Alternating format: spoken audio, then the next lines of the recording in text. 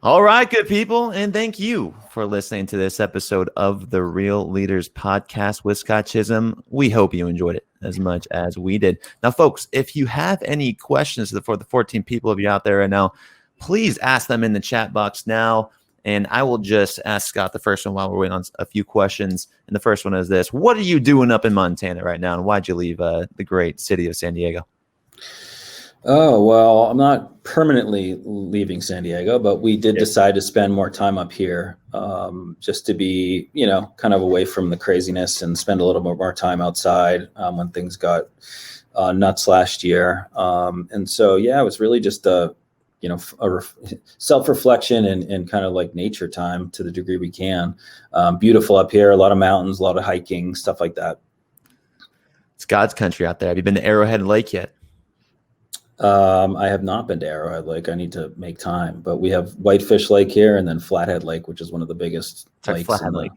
That's Flathead. Oh, okay. Yeah. I've definitely been to Flathead Lake. Yeah. Totally. Okay. Wonderful. It's massive. It's like a sea. It's like the ocean. It's God's country out there. It's one of my favorite states. And while we're waiting for a few more questions, and maybe I see a few people dropping off now, maybe just a question about that you would ask to someone listening to this right now. Maybe someone's kind of on the border, thinking about, okay, I got to make a change. I want to see around the future. Okay, we got one flying in here actually right now. This one comes in actually from our CEO, Mark Van Ness. He's tuning in. And he asks, how are you collaborating with other leaders to accelerate your impact? It's a good question. I think, the B Corp community has been tremendous since we got certified. So a lot of other CEOs reached out and, they have offered help or, share best practices, things like that. So that's a great community that we've gotten into, which was one of the appeals actually. So I'd say, that's one of them. The other one is just straight from our customers. We're lucky to work with nonprofit organizations. And so, just by the nature of our business, if we listen to them and if we help make them better, stronger, and ultimately drive more impact on their end, then we're doing our mission and we're a more impactful organization. There's the internal reflective answer, which is like, how does Classy get better from like a governance and internal perspective? And then there's just the straight up, like, we exist to basically help nonprofit organizations drive impact. So if we're doing that better and we're focused there, then that is, the strongest collaboration we could possibly have. Scott, you brought up a point in the show about, S Corp, C Corp, now who you are, they could all be purpose-driven companies. They just they haven't taken the assessment or they don't, define themselves or identify themselves with this community. Do you think that an organization who maybe isn't authentic to the core, that's focused on just extraction or selling, products, and they're doing a damn good job at it, do you think that they can actually make that transition to a more authentic brand that includes all stakeholders if it's not authentic to their intention of the organization? So do you mean by like the product or service that they're selling? Yes. So if my intention of the organization is to create the best gloves out there for industrial hardware workers, and that was my original intention, and I do a good job, but I don't really focus on the community, the stakeholders, anything else around that. Do you think it's possible or impossible for that organization to make that change if it's not authentic to their North Star?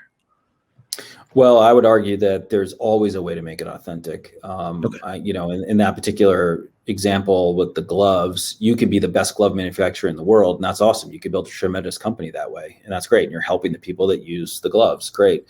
But what's the next sort of, what's the next layer of the onion beyond that? Like, how are you supporting the folks that actually buy the gloves? What are their pain points in their community? Can you get involved with a nonprofit that helps support those issues? There's always ways to find, those angles to make it a little bit more holistic. And again, it doesn't mean if you're a glove company, you need to be going out like planting trees all day long or something, right? Like, although that actually does kind of fit with garden gloves, but you know what I mean? You don't have to, just go over here, left arm, right arm thing and start doing all these philanthropic projects. Find things that are the most connected and makes the most logical sense to what you're doing in your core operation. So if it's garden gloves, then maybe you're supporting gardeners and bringing new people into gardening. Maybe you're supporting entry-level farmers, things like that. Like there's always a way to connect the community, your team, et cetera, into sort of a larger purpose. So I would say that you are authentic in making great gloves. You can also be authentic in creating a stakeholder model around your gloves. And I think that's applicable for any company. Now, the real challenge is like gas companies or like oil companies or plastic bottle companies. And I'm not calling them villains, but those are the ones that are a little more controversial. Evian Water, is that how you say it? Evian? Yeah. They just became or pledged to become a B Corp, which is interesting. And they'll have all their bottles will be made with recycled plastic. That's a good example of like kind of a company that's like, whoa, shit, we found ourselves in this like weird space where we're putting plastic everywhere. What do we do? So I would say that even those types of companies are finding ways to disrupt themselves, if you will, simply by their approach and their perspective to business. Interesting. Last question I got for you, Scott, is you mentioned the stakeholder approach as balance or holistic.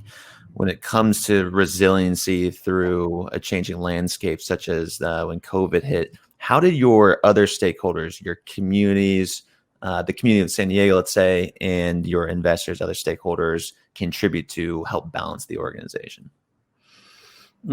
Well, I think it gives you a broader perspective, and if you have those relationships, then it can be just frankly like moral support, and in a time of turbulence, I think with investors. If you do have that kind of North Star and that holistic approach, I mean, hopefully they're going to see, the forest through the trees type of thing, where they're going to be focused on the medium to long term versus just the short term turmoil, and they're going to have a different type of perspective. So hopefully the model and the investors that you attract with the model will help in those situations. Okay. But it's not. I don't think it's cut and dry. I think it really depends on each organization. For us, those strong relationships and basically like, building trust with each stakeholder over time, like your team, for example, and holding yourself accountable before, call it in peacetime, before there's turbulence, then creates really strong fibers when it's wartime or something happens and to the organization, because the bonds are stronger. They saw you show up in the months and years before. And when something hits, they're with you. They're in the trenches with you. They're not running for the hills. And so I can't stress that enough either. Like just the model itself puts you on good footing with all of your stakeholders, because it forces you to drive deeper relationships there, which then will help you when something goes wrong. Makes complete sense. Scott, appreciate your time. Come on the Real Leaders podcast. And folks, if you want to hear this episode, it'll be edited and released on Sunday on all of our channels on Apple Podcasts, Spotify, any place that you listen to a podcast, it will be on there.